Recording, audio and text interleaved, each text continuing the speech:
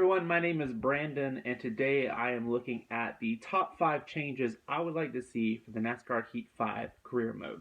If you're like me, you love the NASCAR video games. The first one I ever played was NASCAR Thunder 2001, so definitely a throwback, but ever since then I've been hooked. I felt that video games is a great opportunity to get to sit in the seat of your favorite driver. Or even with the career modes to have your own legacy be built. And today, that's what we're focusing on is the career modes and the 5 things that I think could improve the career mode, or at least that I would like to see. Maybe it wouldn't improve it, but I'm selfish, so here's what I want to see in it. First off, drivers retiring. One thing that I really enjoyed about NASCAR Thunder 2004 was the idea that whenever you would be offered a contract, a lot of times it could be someone who is retiring, which brought a sense of reality to it. I do enjoy the newer games where, I can get a contract to go drive Jimmy Johnson's car or whatever, but it just, I don't know, it just feels weird because, I know that, the next year Johnson will be right back in the car. And I also thought, that's not really how contracts work, Hendrick or Gibbs or Penske, whoever, they don't just sit there and say, hey, we like you, come drive one of our cars. I like the idea of, no, we want you to come take over for Jimmy Johnson. So I would really like to see the idea of drivers retiring brought back. And I think with the newer games, it would even be a lot simpler because now you have the whole roster of Xfinity drivers as well as truck drivers. You could even include the dirt cars. So really, you could have in every series people retiring or people moving up or whatever, as well as with all these games having DLCs and all, you could always be adding new drivers in. Not to mention, you could always just make up a bunch of the fake drivers. So that's one thing that I would like to see is drivers retiring. Secondly, and I think it's something that is overlooked a lot, I can't remember if it was 03 or 04. I definitely know it was one of those games, but they had the trophy room where you could go in and all the races you won, you would have the trophy for that race. And growing up, I thought it was the coolest thing to see that collection grow.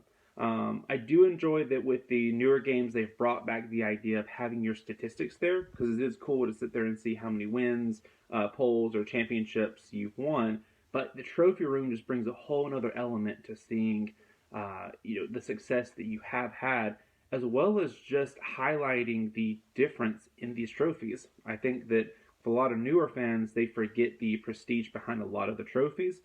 Sure, a lot of us remember the Martinsville clock or whatever, but a lot of racetracks out there have really awesome trophies that I think we overlook a lot of times. Number 3, more hands-on when it comes to running the team.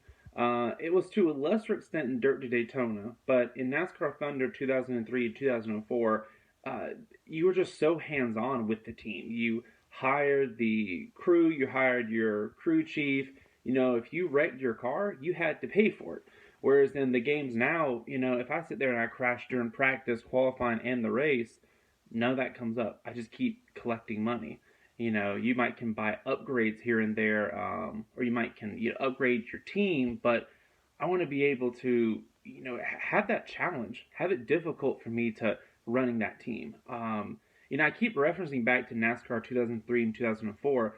That's because I think that NASCAR Heat 2004 had the perfect career mode because it was so difficult. You didn't just jump in your car and go win races. You had to build. It really took seasons to have a competitive car. It took seasons to be able to compete for the championship. With the games nowadays, I can start a team from scratch, and by race 5, I have a car as good as anyone in the field, and that's just not how teams are really built. So I would really like to have more hands-on with my teams, get to build them. If I have a stretch of a couple of bad races and I don't have a good sponsor, have that fear there that I've got to either pick up a better sponsor or I've got to start finishing better or my team will disappear. Next up is hiring a driver. With NASCAR, I'm trying to think of what they called them. There was Total Team Control, there was Chase for the Cup, but I remember with 05 and 06, you had the ability to hire a driver to drive your car, which I thought was awesome because it gave me the true sense of being an owner. Instead of just jumping in my car, I got to see, all right, let me build this team and let me see if this other guy can contend for wins and for championships. Um, you know, I don't think, I don't know if it would be feasible or if they'd be able to do the whole owners championship because that might be difficult to just keep up with all those numbers or to set that in there. So I don't know if you could, have me run 5 races and then another guy run the other races for owners championship or whatever. But just to have the idea of let me hire that driver, let me build another team, and let me see if it can grow with that driver. And finally, give me the non-points races back. I don't know when they disappeared or why they disappeared, but there was just a thrill of I picked up, the pole, I knew it was in the shootout. I won my race, I knew it was in the All-Star race. If I didn't win my race, I knew, hey, now I got to race my way into the All-Star race. It just brought a lot of excitement to career mode. So I would love to have those races come back. I know for me, a lot of times I've got to sit there and I'll go into exhibition or quick race or whatever, and I'll go and pretend like I'm running the race, which is a little weird.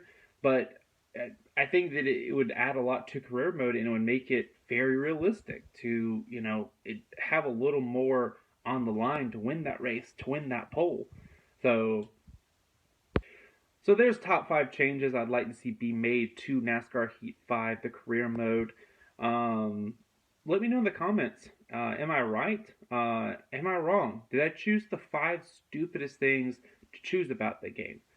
I don't know. Like I said, I don't know if they're necessarily the best. I don't consider myself to be this amazing gamer or whatever, but I just know those are things that I grew up and I loved about the career mode from the different video games. So there you go, and that's my opinion.